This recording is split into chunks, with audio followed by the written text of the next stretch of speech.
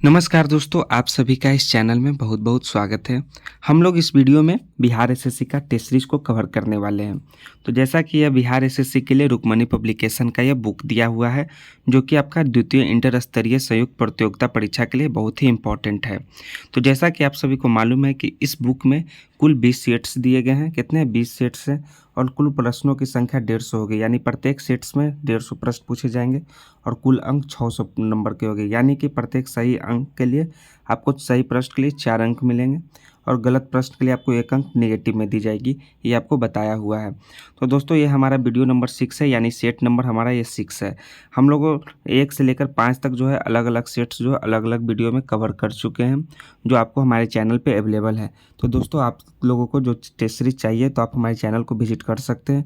वहाँ सभी test series अलग अलग वीडियो सेपरेट वीडियो में अवेलेबल है। इसके साथ ही कई और पब्लिकेशन का भी हमारा टेस्ट सीरीज उस चैनल में अवेलेबल है दोस्तों।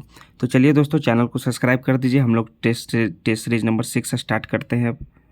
तो देखिए, टेस्ट सीरीज नंबर 6 अब स्टार्ट होता है। टेस्ट सीरीज नंबर 6 का हमारा पहला प्रश्न है, क्या है?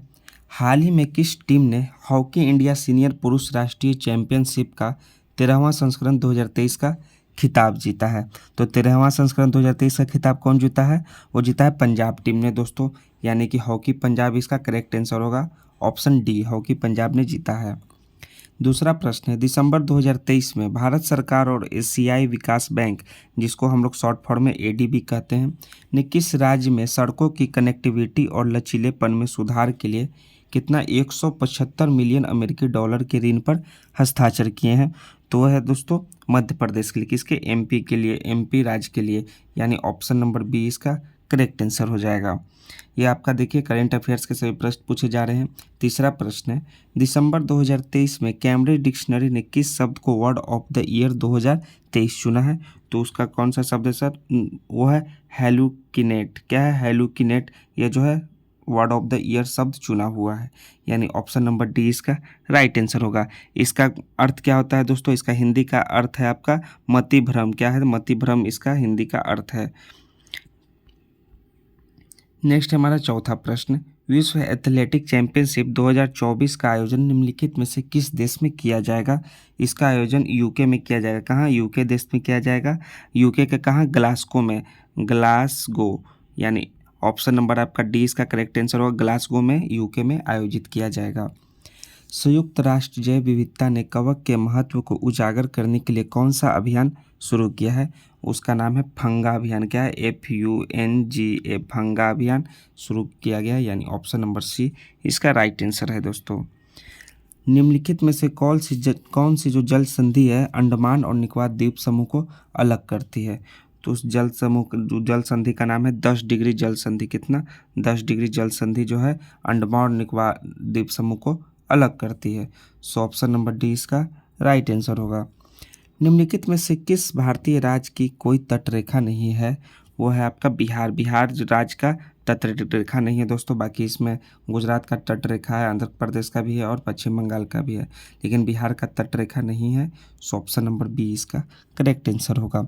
भारत में कुल कितने तटीय राज्य ये भी जान लीजिए दोस्तों। 9 तटीय राज्य। कितने? 9।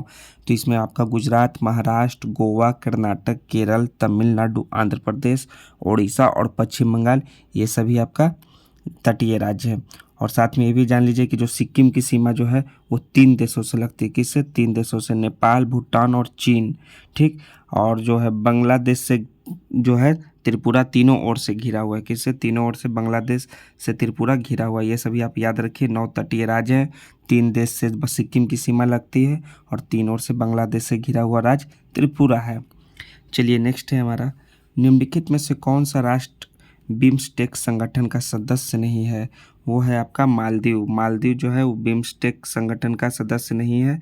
सो ऑप्शन नंबर आपका डी इसका राइट आंसर हो जाएगा। इसमें कौन कौन बिम्स्टेक का सदस्य दोस्तों याद रखिए। अभी पहले बांग्लादेश, बी से बांग्लादेश आपका हो गया, उसके बाद हो गया आपका इंडिया हो गया आई से, उसके बाद म्यांमार हो गया एम से, उसके बाद श्रीलंका हो गया SL से, उसके बाद थाईलैंड हो गया T से, उसके बाद भूटान हो गया B से, और उसके बाद लास्ट में आपका नेपाल है। ये सभी आपका बिम्स्टेक से जुड़े हुए सदस्य हैं। नेक्स्ट है हमारा वाचस्पति पुरस्कार दिया जाता है। वाचस्पति पुरस्कार किस क्षेत्र में दिया जाता है? वो दिया जाता है संस्कृत के क्षेत्र में। किसके क्षेत्र में? संस्कृत के क्षेत्र में। सो ऑप्शन नंबर बी इसका राइट आंसर है, संस्कृत साहित्य में। भारतीय मूल के 2 अमेरिकी नागरिक जिन्हें प्रतिष्ठित नोबेल पुरस्कार मिला है, उनका नाम क्या है? वो है अरविंद खुराना जी हैं और दूसरा आपका कौन हो गया? सुब्रमण्यम चंद्रशेखर। इन दोनों लोगों को नोबेल पुरस्कार मिला हुआ है, जो कि भारतीय मूल के 2 अमेरिकी नागरिक हैं। सो ऑप्शन नंबर सी इसका राइट आंसर होगा। और अरविंद खुराना को कब मिला था दोस्तों? याद रखिए, मिला था इन्हें 1968 को मिला था, ठीक। और सुब्रमण्यम चंद्रशेखर, जिसको हम लोग शॉर्ट फॉर्म में एस चंद्रशेखर कहते हैं, उन्हें 1983 में मिला था दोस्तों, भी फिजिक्स के क्षेत्र में मिला था। और अरविंद खुराना को चिकित्सा के क्षेत्र में। ये दोनों चीज़ याद रखिएगा। मानव निदान पुस्तक संबंधित है। मानव निदान पुस्तक संबंधित है रोग विज्ञान से। किससे? रोग विज्ञान से संबंधित है। सो ऑप्शन नंबर ए इसका राइट आंसर हो जाएगा। नेक्स्ट है हमारा 2011 में किस नए देश की स्थापना हुई है? तो 2011 में हुआ है वो है दक्षिण सूडान, साउथ सूडान की स्थापना हुई है, यानी ऑप्शन नंबर डी इसका राइट आंसर हो जाएगा। नेक्स्ट है तीसरा भी विश्व हिंदू सम्मेलन का आयोजन नवंबर 2023 में कहाँ आयोजित किया गया? वो किया गया था बैंकॉक में। कहाँ? बैंकॉक में। तीसरा, यानी ऑप्शन नंबर सी इसका राइट आंसर हो जाएगा। और नेक्स्ट है आपका 14वां प्रश्न, वर्तमान में भारत के लोकपाल कौन है? तो वर्तमान में भारत के लोकपाल हैं प्रदीप कुमार मोहंती, यानी ऑप्शन नंबर बी इसका करेक्ट आंसर है। भारतीय संविधान का अनुच्छेद 148 के एक स्वतंत्र कार्यपाल का उपबंधन करता है। वह किसका? भारत के नियंत्रण और महालेखा परीक्षक के एक स्वतंत्र कार्यालय का उपबंध करता है, यानी ऑप्शन डी इसका राइट आंसर है। कौन सा? अनुच्छेद 148 जो है इसका भारत के नियंत्रक और महालेखा परीक्षक के स्वतंत्र कार्यालय का उपबंध करता है। So option D correct answer है। फिर से देखिए 16 नंबर प्रश्न से आपके मैथ के प्रश्न स्टार्ट होंगे, जो कि आपके 30 प्रश्नों तक खत्म होंगे। सो दोस्तों, आप सभी मैथ के प्रश्नों को बारी बारी से वीडियो को पॉज करके सॉल्व करते जाइएगा, और जो भी आपका प्रश्न नहीं आएगा वो आप बढ़िया से बनाइएगा। आपको हम लास्ट में आंसर शीट आपको हम लोग दिखा देंगे कि आंसर क्या है, आप मिलान कर लीजिएगा। तो चलिए अब हमारा 31वां प्रश्न स्टार्ट होता है, जो कि आपका जीके से फिर रिलेटेड है। भारत में केंद्र और राज्य सरकारों की सभी प्राप्तियों और व्यय की समपरीक्षा करने की जिम्मेदारी निम्नलिखित में से किसकी होती है? तो वो होती है नियंत्रक एवं महालेखा परीक्षक की दोस्तों, यानी ऑप्शन नंबर डी इसका भी करेक्ट आंसर हो जाएगा। अशोक का रोमनी स्तंभ संबंधित है। ये किससे संबंधित है? बुद्ध के जन्म से। किसके? बुद्ध के जन्म से अशोक का रोमनी स्तंभ संबंधित है। सो ऑप्शन नंबर ए इसका करेक्ट आंसर हो जाएगा।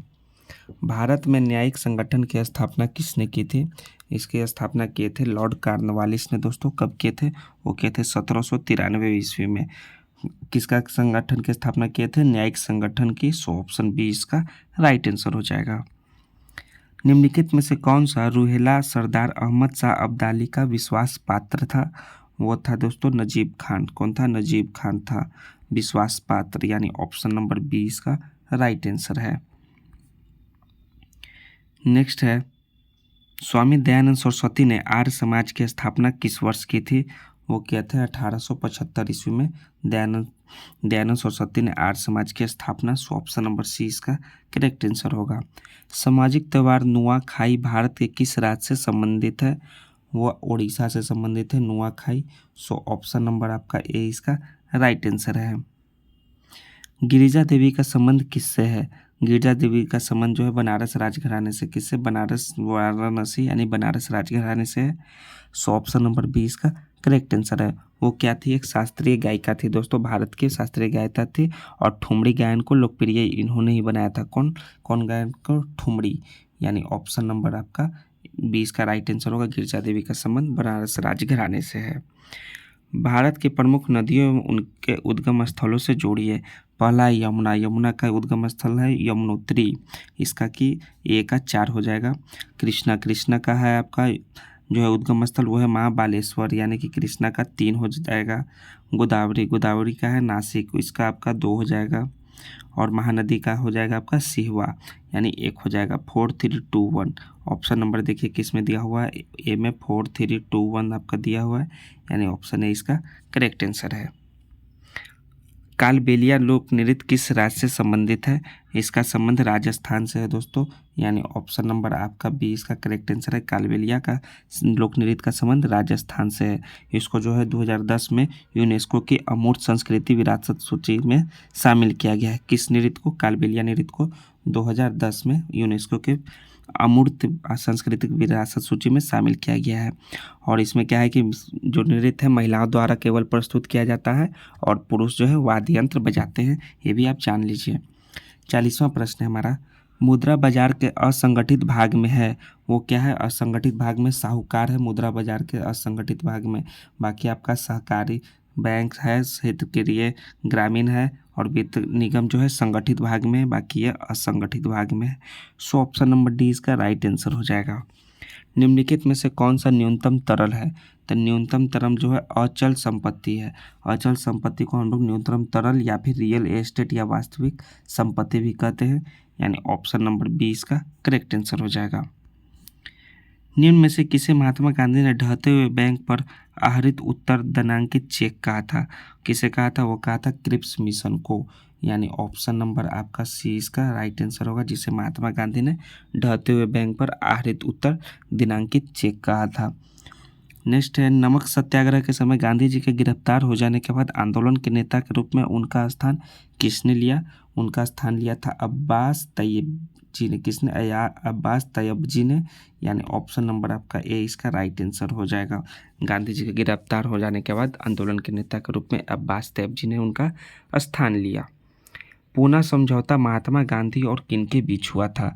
तो हुआ था B.R. अम्बेडकर के बीच। किसके बीच? डॉक्टर भीमराव अम्बेडकर के बीच पूना समझौता हुआ था, जो कि किसके 1932 में हुआ था। इसको हम लोग पूना पैक्ट के भी नाम से जानते हैं, यानी ऑप्शन नंबर डी इसका करेक्ट आंसर होगा।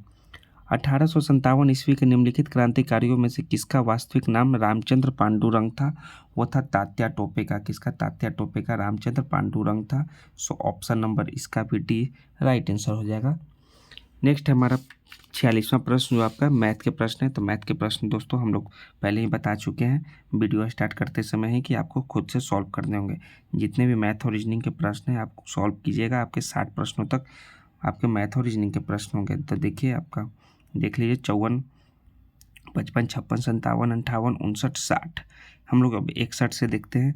चावल किस प्रकार की जलवायु का पौधा है? तो ऑप्शन है उष्ण शीतोष्ण, उष्ण आर्द्र या उष्ण शुष्ण। तो इसका जो करेक्ट आंसर हो जाएगा दोस्तों, चावल किस प्रकार का पौधा है? वो है उष्ण आर्द्र पर जलवायु का पौधा है, यानी ऑप्शन नंबर सी इसका राइट आंसर हो जाएगा। और एशिया का सर्वप्रमुख फसल क्या है? धान है दोस्तों, इसलिए इसी कारण एशिया संस्कृतियों को चावल संस्कृति के भी नाम से जाना जाता है। और भारत जो है चावल में सबसे अधिक क्षेत्रफल बुआई और उत्पादित करने वाला फसल है। और भारत का मुख्य खाद्य फसल भी क्या है दोस्तों? चावल है, याद रखिए। 1946 के कैबिनेट मिशन का नेतृत्व किसने किया था? इसका नेतृत्व किए थे सर पैथिक लॉरेंस के द्वारा नेतृत्व किया गया था, यानी ऑप्शन नंबर ए इसका राइट आंसर होगा। मिनर्वा मिल्स व अन्य बनाम भारतीय सरकार विवाद में उच्चतम न्यायालय के निर्णय के पश्चात मूल अधिकार एवं निदेशक तत्वों के महत्व के संबंध में क्या स्थिति है? स्थिति यह है कि वैधानिक दृष्टि से निदेशक तत्वों की तुलना में मूल अधिकारों की उच्चता की स्थिति प्राप्त है। यह स्टेटमेंट सही है, यानी ऑप्शन नंबर बी इसका राइट आंसर होगा। 6 माह की अवधि से कम समय तक आपातकाल को जारी रखने के लिए क्या होना चाहिए? प्रति 6 माह बाद सांसद की स्वीकृति आवश्यक होना चाहिए, यानी ऑप्शन नंबर बी इसका भी करेक्ट आंसर हो जाएगा। बांग्लादेश को पाकिस्तान से आज़ादी कब मिली? इसकी आज़ादी मिली थी 1971 ईस्वी को, यानी ऑप्शन नंबर ए इसका करेक्ट आंसर है 1971। गुट निरपेक्ष आंदोलन NAM के संदर्भ में निम्नलिखित कथनों पर विचार करें और कौन से कथन सत्य हैं ये आपको बताइए। इसकी उत्पत्ति 1955 में आयोजित बांडुंग सम्मेलन से हुई, यह कथन सत्य है। और सदस्यता के लिए एक शर्त के रूप में गुट निरपेक्ष आंदोलन के राज्य बहुपक्षीय सैन्य संगठन का हिस्सा नहीं हो सकते, ये भी कथन सत्य है, यानी 1 और 2 दोनों सत्य होगा। ऑप्शन सी इसका करेक्ट आंसर हो जाएगा। निम्नलिखित अब 67वां प्रश्न है, निम्नलिखित में से कौन सा सुमेलित नहीं है? तो जो है आपका रूस का मास्को से सही सुमेलित है, कनाडा ओटावा ये सही सुमेलित है, और चीन जो है संघाई जो है सही सुमेलित नहीं है। ऑस्ट्रेलिया कैनबरा ये सही सुमेलित है, यानी ऑप्शन नंबर सी इसका राइट आंसर है। चीन की राजधानी क्या है दोस्तों? बीजिंग है। रूस का मॉस्को है। कनाडा का ओटावा है और ऑस्ट्रेलिया का कैनबरा है, लेकिन चीन का संघाई नहीं है, बीजिंग है, यानी ऑप्शन नंबर सी इसका करेक्ट आंसर होगा। और संघाई जो है चीन का सबसे बड़ा नगर है, जो देश का सबसे बड़ा पतन और वस्त्र उद्योग का केंद्र भी है। ये याद रखें संघाई के बारे में। नेक्स्ट है आपका, देखिए, एक व्यक्ति लंदन से वार्सो के लिए एक सीधी रेखा खींचता है तथा दूसरी रेखा वार्सो से ओस्ला और तीसरी ओस्ला से लंदन के लिए खींचता है, तो तीन सीधी रेखा एक त्रिभुज का निर्माण करती है। तो बताइए कि निम्नलिखित में से कौन सा देश इस त्रिभुज में पूरी तरह आ जाएगा। ये देखिए, आपको कौन सा देश आएगा आपको बताना है। वो आएगा डेनमार्क आएगा दोस्तों, जैसा कि आपका बुक का आंसर में दिया हुआ है डेनमार्क। तो इसका ऑप्शन नंबर डी इसका राइट आंसर हो जाएगा डेनमार्क। 2001 की जनगणना के अनुसार निम्नलिखित में से किस राज्य में सर्वाधिक 9 लिपियाँ प्रचलित है? तो है पश्चिम बंगाल। WB पश्चिम बंगाल में 9 लिपियाँ प्रचलित है, यानी ऑप्शन नंबर सी इसका राइट आंसर है। निम्नलिखित में से कौन सा संविधान का अनुच्छेद जो है पंचायत की अवधि को परिभाषित करता है? तो अनुच्छेद 243E जो है पंचायत की अवधि को परिभाषित करता है। सो ऑप्शन नंबर सी इसका राइट आंसर है। निम्नलिखित में से किस समिति या आयोग ने न्याय पंचायतों के गठन की सिफारिश की है? वह है अशोक मेहता समिति, यानी ऑप्शन नंबर बी इसका राइट आंसर है। ना ही बलवंत राय, ना ही जीवी के, ना ही सरकारी आयोग। नेक्स्ट, नीति आयोग के विषय में निम्नलिखित में से कौन सा एक सही नहीं है? एक जो है गलत स्टेटमेंट दिया हुआ है नीति आयोग के संदर्भ में। तो वो कौन सा स्टेटमेंट है कि इसमें पूर्णकालिक अध्यक्ष होता है? इसमें पूर्णकालिक अध्यक्ष नहीं होता है दोस्तों, इसके अध्यक्ष प्राइम मिनिस्टर होते हैं। सो प्राइम मिनिस्टर आप बदलते भी रहेंगे, इसलिए इसका एक पूर्णकालिक अध्यक्ष नहीं है, जो गलत स्टेटमेंट है। निम्नलिखित में से कौन सा कार्यक्रम रोजगार से संबंधित नहीं है? रोजगार से संबंधित वो है RMS रमसा जो है रोजगार से संबंधित नहीं है। बाकी मनरेगा, NRLM और स्टेप ये सभी रोजगार से संबंधित है। सो ऑप्शन नंबर सी इसका राइट आंसर रह जाएगा। निम्नलिखित में से कौन से पुस्तक जो है रोमन लेखक वरिष्ठ पिलानी द्वारा लिखी गई है? उस पुस्तक का नाम है नेचुरल हिस्ट्री, जो कि पुस्तक जो है रोमन लेखक वरिष्ठ पिलानी के द्वारा लिखा हुआ है। कौन सा अधिनियम जन प्रतिनिधित्व लोकतंत्र को भागीदारी लोकतंत्र में बदलता है और जिसे जमीनी स्तर पर लोकतांत्रिक संस्थाओं के विकास में एक महत्वपूर्ण कदम माना गया है? उसका नाम है 73वां संशोधन, जो है संविधान का संशोधन अधिनियम है 73वां, यानी ऑप्शन नंबर आपका डी करेक्ट आंसर हो जाएगा। नेक्स्ट आपका देखिए, ये आपका सभी रीजनिंग के प्रश्न है, तो रीजनिंग के प्रश्नों को वीडियो को पॉज करके सॉल्व करते जाइएगा। 84, 85, 86, 90 तक आपके रीजनिंग के प्रश्न होंगे दोस्तों, जरूर देखिए। 90 तक आपके रीजनिंग के प्रश्न समाप्त होते हैं। अब चलिए 91वां प्रश्न क्या है। 91वां, जफर खां दिल्ली सल्तनत के निम्नलिखित में से किस शासक का प्रसिद्ध सेनापति था? तो वो था अलाउद्दीन खिलजी का संबंध में जो शासक था उसमें प्रसिद्ध सेनापति था जफर खां। सो ऑप्शन नंबर सी इसका करेक्ट आंसर है। भारत में किस वर्ष में प्रस्तुत किए गए बजट को काला बजट कहा जाता है? वो है 1973-74 में जो बजट प्रस्तुत किया गया था वो काला बजट के नाम से जाना जाता है। सो ऑप्शन नंबर बी इसका राइट आंसर है। अंग्रेजों द्वारा अंतर्देशीय उत्प्रवास अधिनियम कब लागू किया गया? यह लागू किया गया था 1859 ईस्वी को अंग्रेजों के द्वारा उत्प्रवास अधिनियम लागू। सो ऑप्शन नंबर बी इसका करेक्ट आंसर हो जाएगा। निम्न में से कौन सी जो है पर्वत चोटी भारत में है? भारत में पर्वत चोटी है वो आपका कॉमेट, यानी ऑप्शन सी इसका करेक्ट आंसर हो जाएगा। कॉमेट जो भारत में स्थित है। और अन्नपूर्णा जो है कहाँ है दोस्तों? वो नेपाल में स्थित है। मकालू कहाँ स्थित है? वो नेपाल और चीन दोनों में स्थित है। और नामचा बरवा जो स्थित है वो है चीन में स्थित है। भारत में सिर्फ यही स्थित है। So Kamet option C correct answer है। कौन से मूल अधिकार केवल भारतीय नागरिकों के लिए उपलब्ध है? वो है आपका आर्टिकल 15, 16 और 19, 29 और 30 इनमें से, यानी ऑप्शन नंबर ए इसका करेक्ट आंसर। अनुच्छेद 15, 16, 19, 29, 30 जो कि केवल भारतीय नागरिकों के लिए उपलब्ध है। निम्नलिखित में से कौन सा कथन सत्य है? ये चलिए स्टेटमेंट देखिए 96वां प्रश्न का।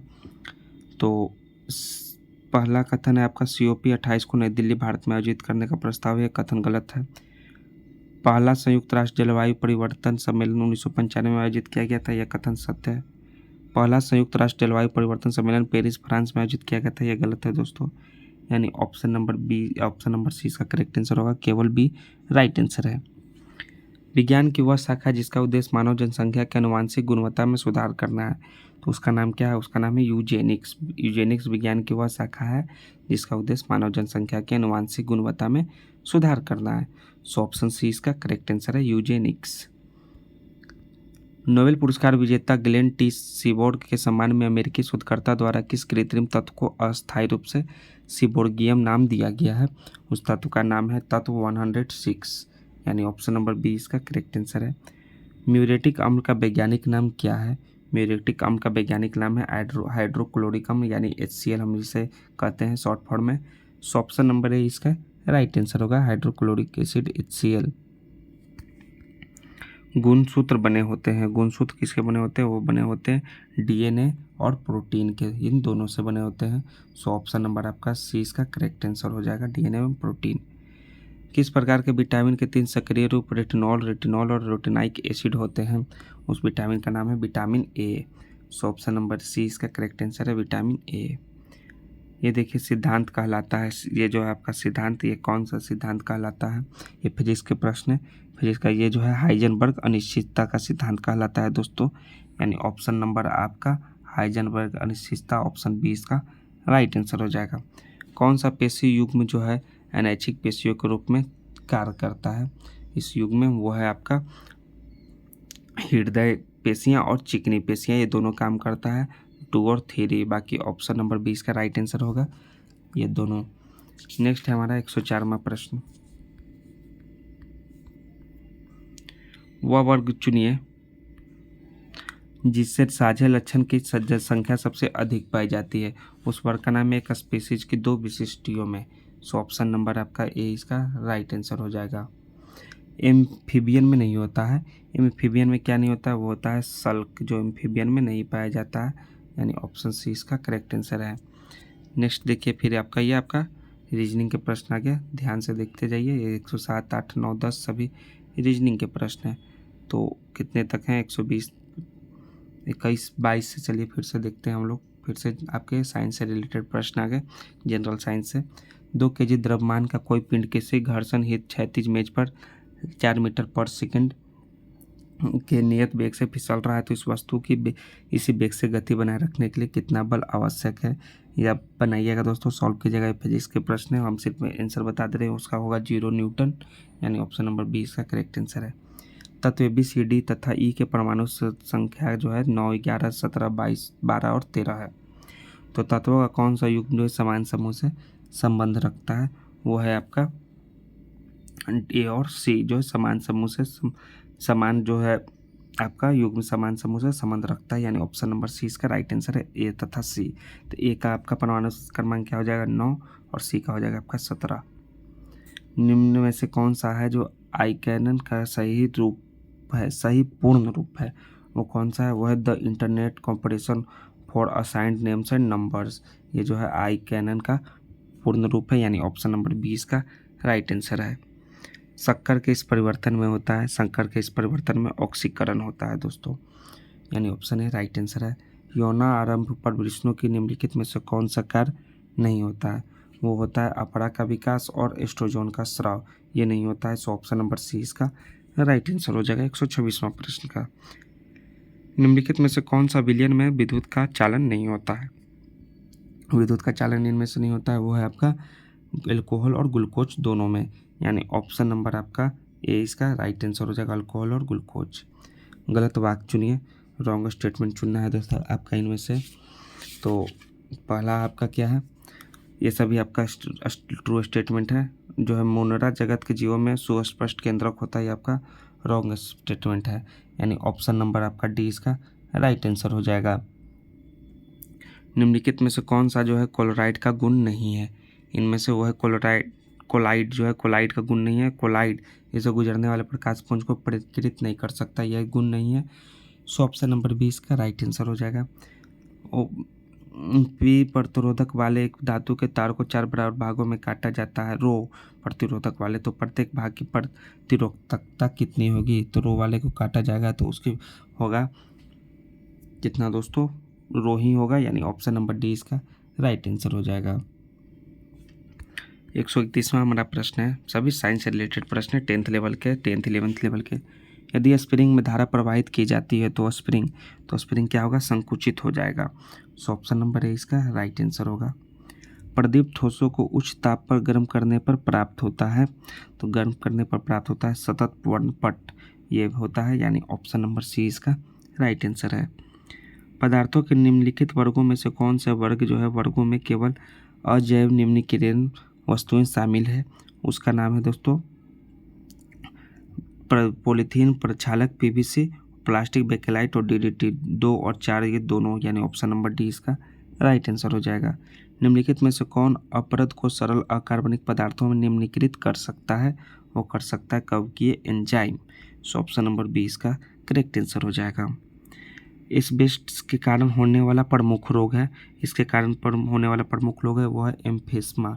क्या है, एम्फेस्मा जो है प्रमुख रोग है, यानी ऑप्शन नंबर इसका ए राइट आंसर हो जाएगा। नेक्स्ट है आपका, फिर देखिए रीजनिंग के प्रश्न स्टार्ट होते हैं, तो हमें लगता है यहाँ से लेकर सभी रीजनिंग के प्रश्न होंगे। सो हमारा जो अब वीडियो जो है समाप्त हुआ, सभी जीके वाला प्रश्नों का ये जो सेट खत्म होता है दोस्तों। देखिए 150 प्रश्न आपके यहाँ खत्म हो गए, जो कि रीजनिंग से रिलेटेड है, आपके 136 से 150 प्रश्नों तक हो गए। तो दोस्तों आप सभी रीजनिंग के प्रश्न को और मैथ के प्रश्नों को बारी बारी से कॉपी पे सॉल्व करते जाइएगा। ये देखिए इसका आंसर की ये रहा, आप जब सॉल्व कीजिएगा तो इससे मिलान कीजिएगा। जब आप सेट 150 प्रश्नों वाला मारिएगा तो आपको इस सेट मारने के बाद आपको आंसर मिलाने में आसानी होगी। तो अगर आपको ये टेस्ट सीरीज अच्छा लगा दोस्तों, प्लीज़ हमारे चैनल को सब्सक्राइब कर दीजिए। फिर हम लोग नेक्स्ट टेस्ट सीरीज नंबर 7 में मिलते हैं। तब तक ले थैंक्स दोस्तों, जय हिंद दोस्तों, और हाँ दोस्तों के भी शेयर ज़रूर कीजिएगा।